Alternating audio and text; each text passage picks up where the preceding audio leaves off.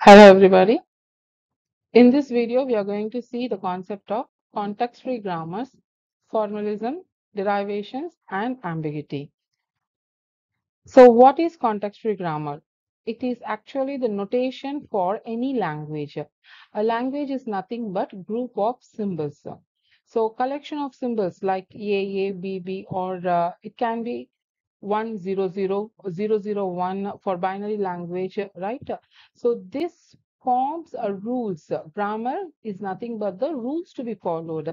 If we are taking a C language, so even that has syntax specified how to write a code. So the syntax are nothing but the rules to be followed, how declaration to be done, or how a conditional statement to be written. Like that, we have the specification called as context-free grammars, and it is having the nested structures, parentheses in programming, all these things can be specified.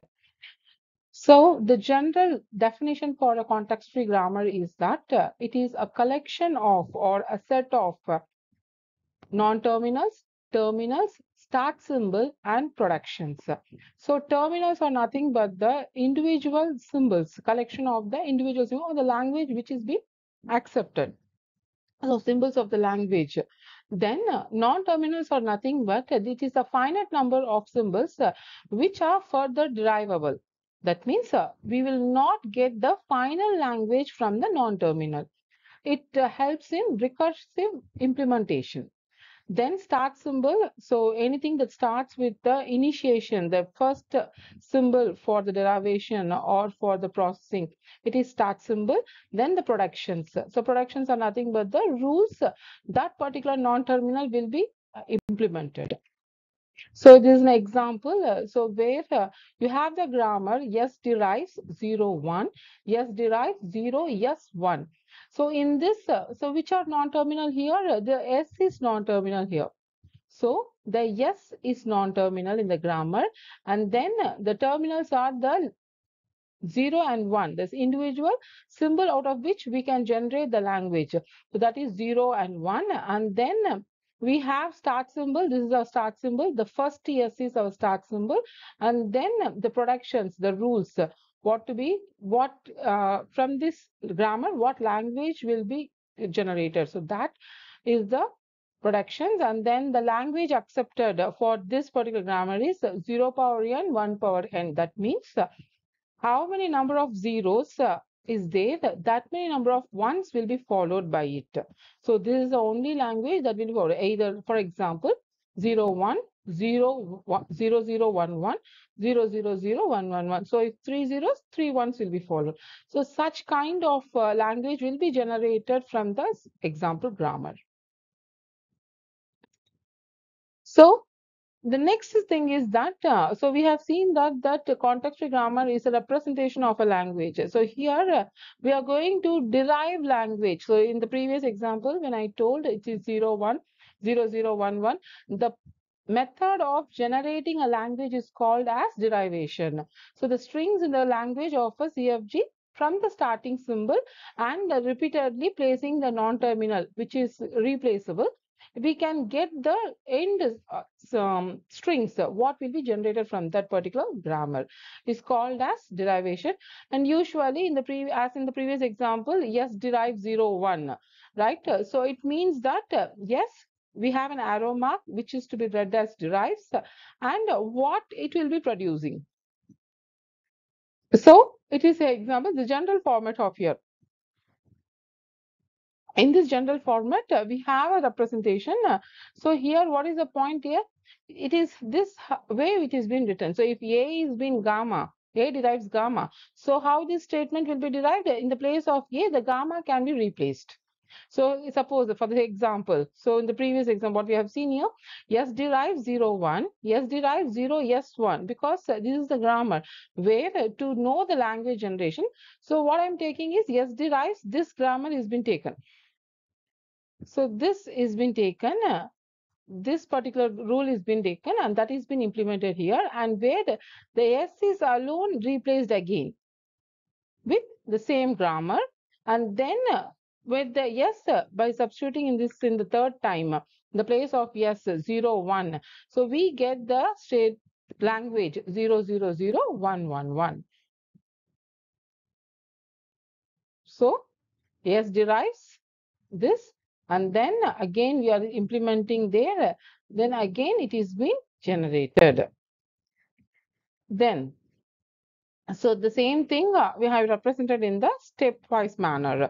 So where the s is been substituted with 0 1 here, and here s is been substituted with the second rule, the production rule, and then we get this language. So in derivation, we have two types. One is leftmost derivation, the other one is rightmost derivation. Very simple in understanding that when we are replacing the non-terminal, if we replace only from the left-hand side and all the only leftmost non-terminals in the first place, then we call that as leftmost derivation. And in the process of deriving, if we are replacing the rightmost non-terminal, then we call that as rightmost derivation.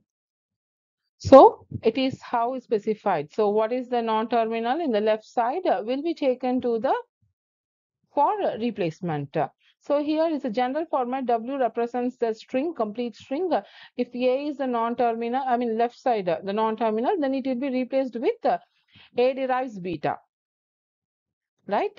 And suppose if it is having a more number of representation, then that will be 0 or more times. The same thing will be specified. Then, so this is an example. So for the taken grammar, so what is the grammar here means? It checks for the parenthesis here. So yes derives yes, yes, or open parenthesis, yes, close parenthesis, or open and close parenthesis. So here how the derivations then, so which we have two yes here. So always for derivation, we will be taking the first production. So start symbol, then derives yes, yes. So what is the first thing we are going to, which yes, we have two s, two non-terminals we have. So which s to be replaced now? The first one, which is in the left hand side. So replacing with the production, open parenthesis, yes, close parenthesis, we get this next state, next step. So there again, which is the leftmost here? Again, this yes is the leftmost, and which has been replaced with the terminal. Once it has been done, then the remaining yes, this becomes the leftmost. So the replacement of the leftmost non-terminal is leftmost derivation. Whereas in the rightmost derivation, so here if A is the non-terminal, and obviously when there is a single non-terminal, it is leftmost and rightmost because there is only one representing. Suppose if it is more than that also, which is the rightmost one, that has to be specified, replaced. So the same example when we are doing it for rightmost derivation. So which yes is rightmost? This one is rightmost, that is leftmost. So 2s, which is in rightmost, that will be replaced now. So in the form of generating open parenthesis, close parenthesis, open close parenthesis. So this is the terminal we require. So we are replacing the requirement. So we have only one yes. Now this becomes the rightmost non-terminal. Again, that is being replaced, and we get the string, same string, right? So replacing the rightmost non-terminal is rightmost derivation. Now, what is ambiguity? So, ambiguity is a grammar is said to be ambiguous in the sense it is not that it will not be producing a single answer. So, that kind of state is called as ambiguous. So, when a grammar is said to be ambiguous means when it is able to generate more than one parse tree for the same language. So example for this is that we are considering the grammar E derives E plus E or ID. So with the string ID plus ID plus ID. So here the leftmost derivation we are having, so taking the first one because since we need three IDs there, right?